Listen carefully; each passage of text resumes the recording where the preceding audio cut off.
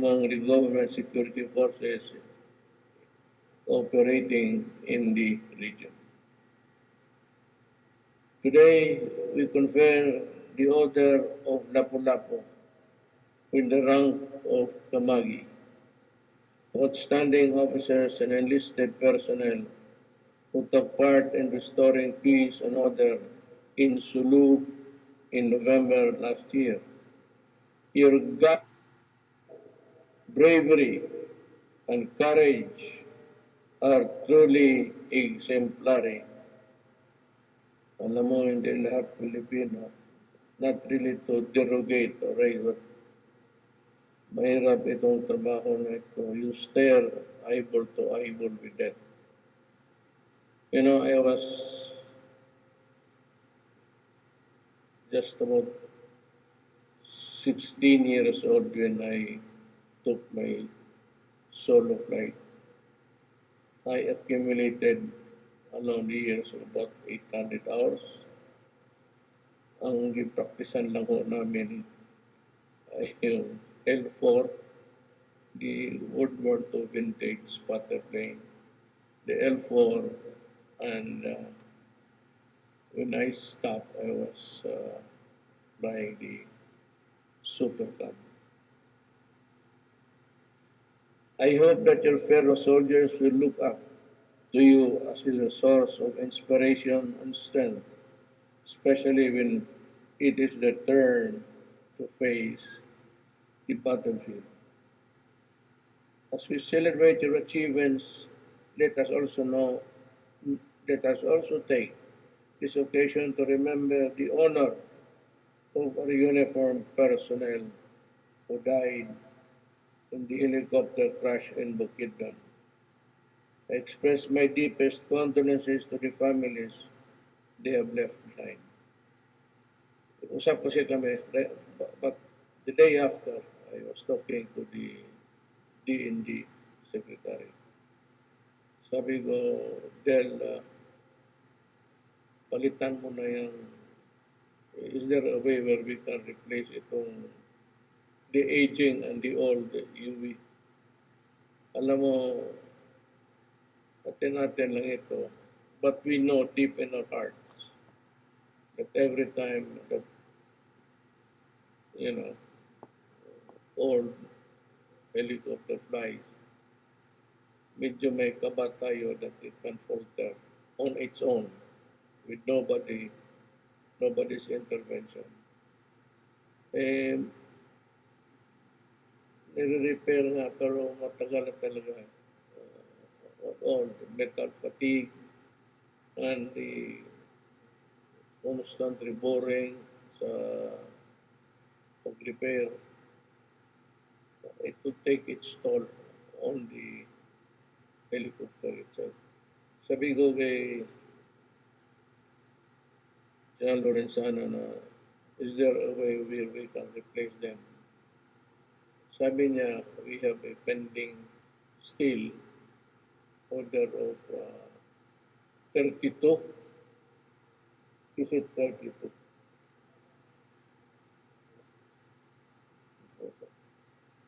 Well, I can buy more or less.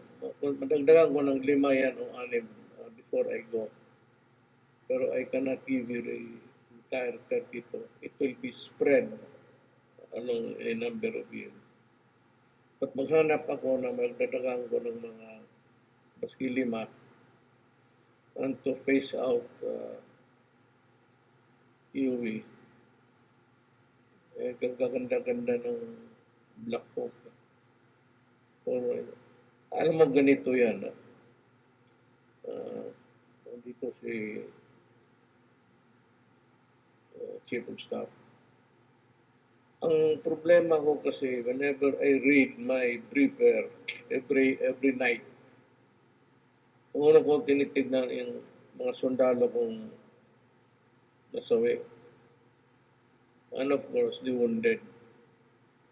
And it grieves me deeply to realize that we can improve on this terms of fighting, capability, and the airworthiness o yung sabi ko na kailangan talaga mapalitan na to. I mean, it has come to age for retirement. Hindi na talaga pwede. So, it could be an exertion of the troops or transport or whatever humanitarian runs that you have to make. Uh, itong mga bago madagdagan lang naman sana. Hindi ito pwedeng na ganito lang kasi bugbog ito. Pag bugbog ang equipments mo, medyo alanganin rin tayo. So kung madagdagan ng 32 yan, could about maybe complete really the requirements. The standard minimum requirements of a working Air Force. The reason why I am so I'm walking on a tightrope actually. I cannot afford to be brave in the mouth against China because well, we are avoiding any confrontation. A confrontation that would lead to something which we can hardly afford. At least not at this time. Kaya ako naman sa Amerika, well, in the past, marami silang kung paghihinakit ko rin. We ask so much of them because they have taken so much from us. Libre sila to advance their troops in our land. Okay lang yan sa akin. But we do not like it because we want to remain neutral. We do not want to quarrel with anybody. But for the reason is that the exigency of the moment requires their presence here. Okay na lang ako dyan.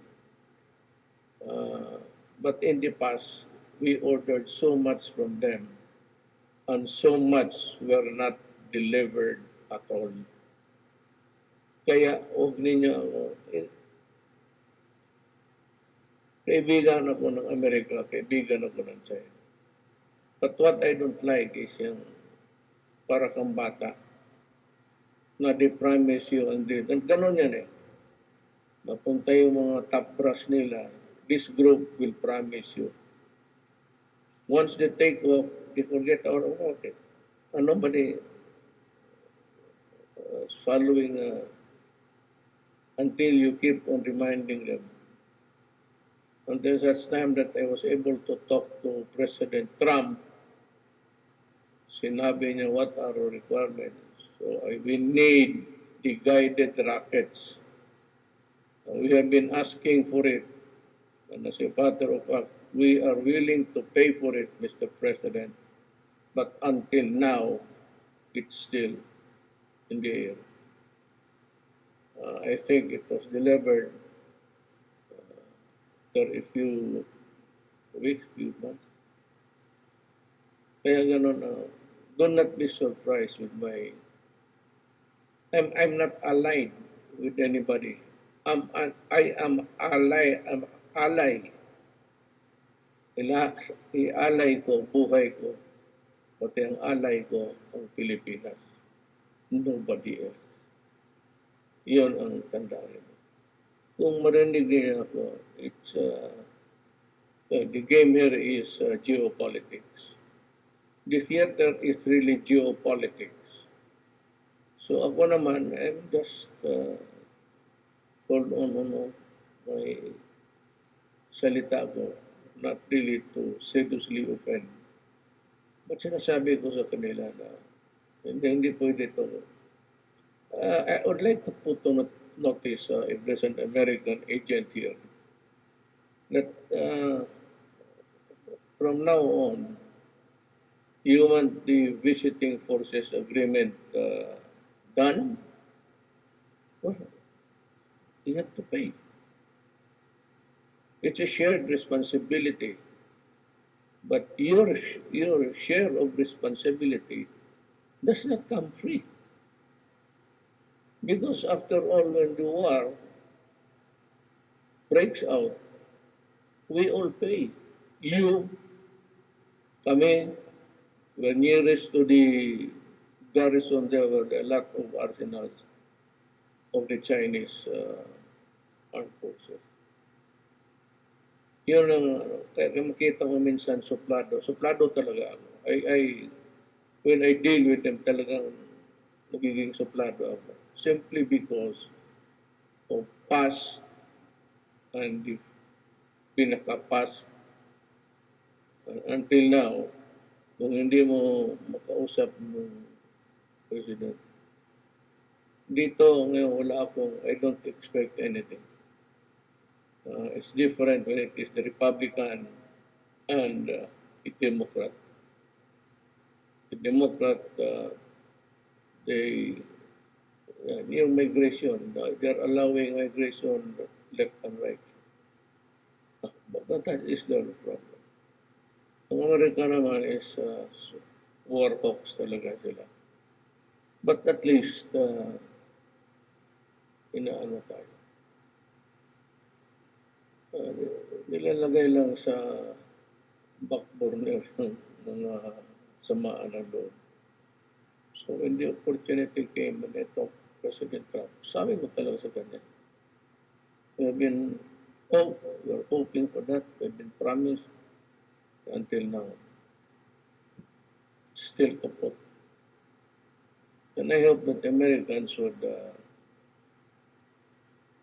take notice of that. But their nearest possible inconvenient outpost would really be the Philippines, the eastern side, and Palawan. Kaya tandaan nila yan. I hope you would understand that we are nearest to a theater of war. Ang banatan dyan, it could be submarines and aircraft carriers and all. Madadamay talaga tayo. I do not want to participate in any adventure of that kind if I can help it. I am not against the Chinese, neither am I hindi ako pro-American. I am just a Filipino government worker working for the interest of my country. As we celebrate your achievements, let us take this occasion to remember and honor our uniformed personnel of the dignitaries and the others who have died in the battlefield. Nung pumunta ako ng just give me about a little. Nung pumunta ako ng nung namatay needlessly, useless yung kamatayan ng binumba. So, talaga ang loob ko. Kita ko yung kalahating katawan ng sundalo. So, sabi ko kay Bongbong, punta tayo. Sabi niya, delikado mo yan. Panahon na natin. Pati tayo, doon tayo matatapos, di doon. That's about the journey of life. Punta ko. But, totohanan yan, it might really have looked corny. Hilas sa Bisaya. Corny yan sa corny on hilas. But I did it purposely to honor. Ang sabi ko lang doon, when I kiss the ground, hindi ko malang nakapagdasal baski isang salita. Not even to mention the name of God. Kaya hinalikan ko yung lupa sa asar ko na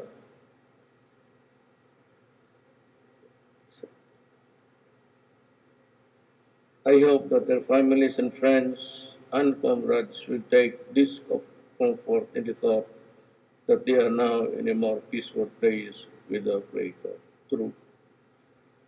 They are now in the heavens, and you can rest assured that your comrades and the family, your loved ones, I do not believe in hell.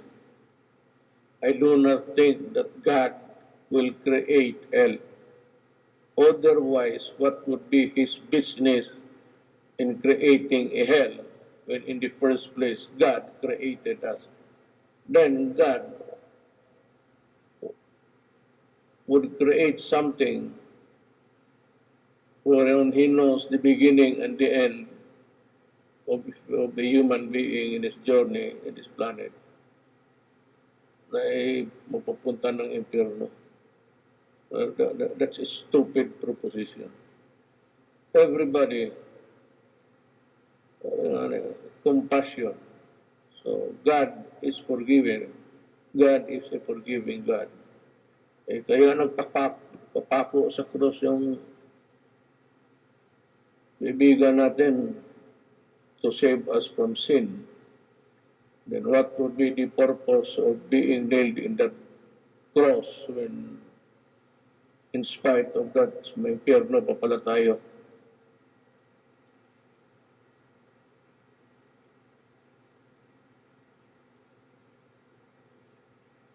On this note, allow me to convey the love and respect of a grateful nation. Again, I thank the dedicated men and women of our armed forces for their unwavering commitment and selfless service to the Filipino people and the entire nation. Again, in gratitude. I assure you that this administration will remain steadfast in doing our best to ensure, to improve the welfare of the families of those who have gone ahead. Lahat naman tayo pupunta doon, whether in the service or outside, then we will see each other there. Do not believe in hell. And have taken an issue with that, with my religion. It does not make any sense at all. Together, let us remain partners in protecting the life and liberty of all Filipinos and the sovereignty of our nation. Maraming salamat po. Thank you very much, President Rodrigo Roa Duterte, for gracing this momentous event. We are very honored with your presence. Let me salute all of you. Yes, sir. Once again, ladies and gentlemen, the President of the Philippines and the Commander-in-Chief, Armed Forces of the Philippines, President Rodrigo Roa Duterte.